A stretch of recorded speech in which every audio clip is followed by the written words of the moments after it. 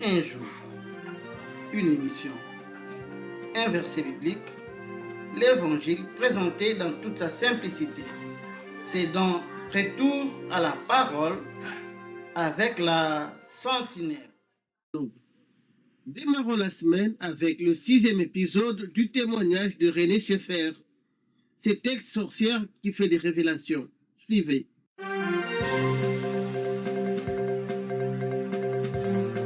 Télé Sentinelle. À l'occasion de son jour d'anniversaire, nous dédions ces numéros à notre bien-aimé frère, l'homme de Dieu, Samuel Kofi Bi, depuis la Côte d'Ivoire. Bonne évasion, notre frère. Écoutons René Schaeffer. Ça tourne. C'est l'histoire vraie d'une jeune fille qui a fait un pacte avec le diable, mais qui va se retrouver face à face avec Jésus-Christ. Oui, elle va le voir de ses yeux. Si tu ne crois pas en Dieu, regarde cette vidéo, tu vas être bouleversé. Renée intègre une secte satanique. Elle y pratique là-bas la magie et la sorcellerie. L'objectif final, persécuter les chrétiens. À l'âge de 16 ans, au beau milieu d'un rituel satanique, le diable lui apparaît en personne. Le pouvoir de Renée va alors grandissant, mais un jour, le diable lui demande de s'en prendre à son propre frère. Mais là, pour Renée, c'en est trop et elle refuse. Commence alors un violent combat contre les esprits du mal qui vont la tourmenter.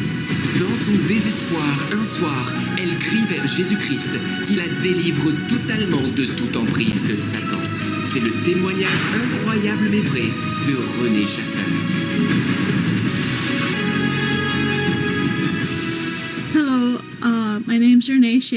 Bonjour, je m'appelle René Schaeffer.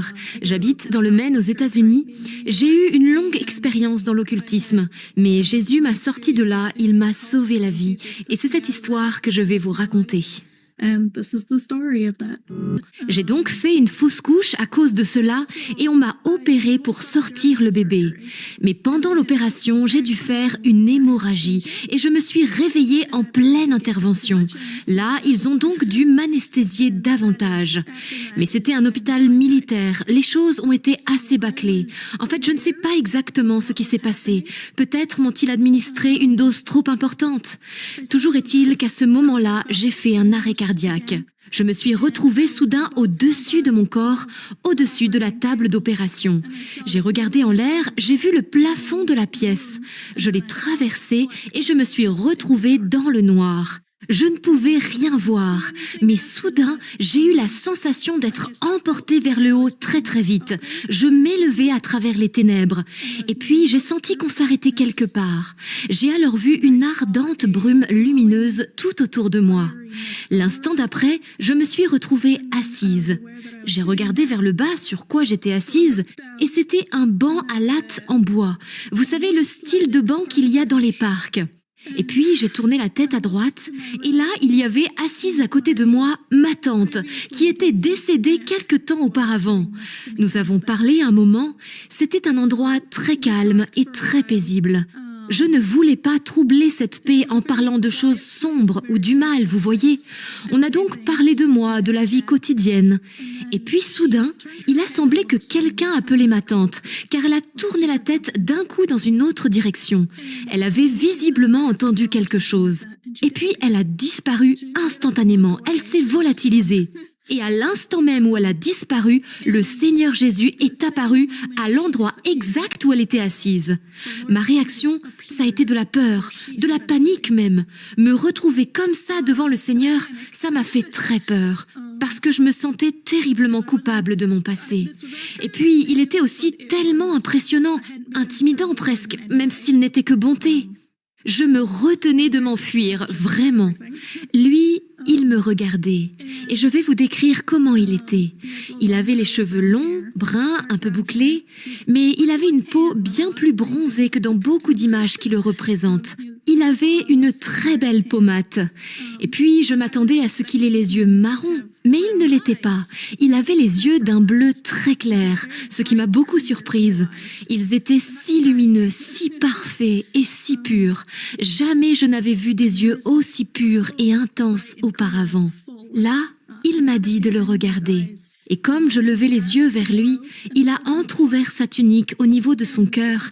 Et là, j'ai vu que tout le cosmos était renfermé dans son cœur. Je voyais même les galaxies qui tournaient.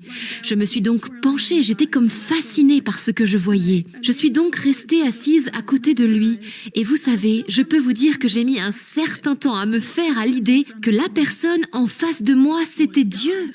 Oui, j'étais vraiment assise en face de Dieu. En fait, tout en moi savait. On sait, un point c'est tout. Et puis, il m'a demandé si je voulais repartir. Je me rappelle ne pas avoir voulu le regarder parce que je me sentais si misérable. Mais il m'a demandé de le regarder. Il désirait que je croise son regard. J'ai donc dû me tourner vers lui et le regarder en face. Là, il m'a dit que le jour de mon jugement n'était pas encore arrivé, mais qu'il finirait par arriver, et qu'il ne serait pas aussi terrible que ce à quoi je m'attendais. Vous savez, quand j'étais sur Terre, je ne pensais pas du tout au jugement. Mais c'est vrai que depuis que j'étais là, face à lui, la pensée du jugement me tourmentait. Le fait d'être en sa présence, ça m'ouvrait encore plus les yeux sur tout le mal que j'avais commis. Parce que vous savez, quand on se plonge dans son regard, on ne peut pas nier qui il est, ni qui on est et ce qu'on a fait. On peut voir son autorité et on sait tout de suite qui il est. J'ai pris conscience de ce que je méritais. Oui, je méritais d'aller en enfer. C'était terrifiant d'être assise devant Dieu tout en sachant cela. Mais le fait de voir son pardon, ça a été aussi pour moi une grande leçon d'humilité. Alors on a continué à échanger. Il m'a fait comprendre qu'il n'était pas content de moi, que je ne l'avais pas honoré, que je n'avais jamais marché avec lui. Mais il m'a dit aussi qu'il me pardonnait. Et il m'a montré avec plus de force encore combien il m'aimait et combien il aime tous les hommes. Oui, vous savez, j'ai découvert et j'ai goûté à son amour pour moi. J'ai vu que ce Dieu me connaissait et m'aimait et que je lui avais fait du mal. Cela m'a profondément ébranlée. Vous savez, on ne réalise pas assez à quel point il nous aime.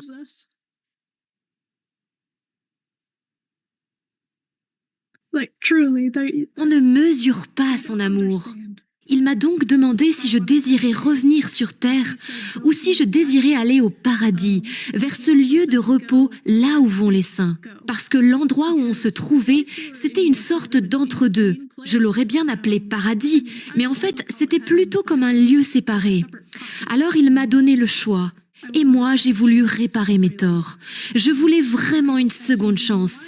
Beaucoup de personnes m'ont dit « Mais enfin, pourquoi est-ce que tu es revenu? Tu avais une chance de pouvoir être avec Jésus. » Bien-aimé dans le Seigneur, après avoir compté le nombre de tes fautes, le nombre de tes erreurs, tu t'es dit « Waouh, je suis candidat pour l'enfer. » Détrompe-toi, bien-aimé. Tu n'as pas compté avec l'amour de Jésus. Tu n'as pas compté avec la grâce du Seigneur. Tu n'as pas compté avec la miséricorde de notre Seigneur. Voici ce que la grâce de Dieu te réserve. Retour à la parole.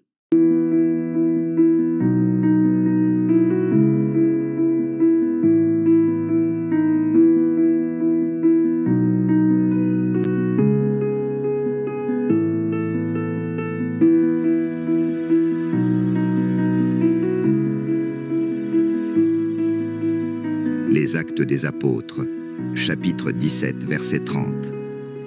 Dieu, sans tenir compte des temps d'ignorance, annonce maintenant à tous les hommes en tout lieu qu'ils ont à se repentir. 31. Parce qu'il a fixé un jour où il jugera le monde selon la justice, par l'homme qu'il a désigné, ce dont il a donné à tous une preuve certaine en le ressuscitant des morts. Parole du Seigneur.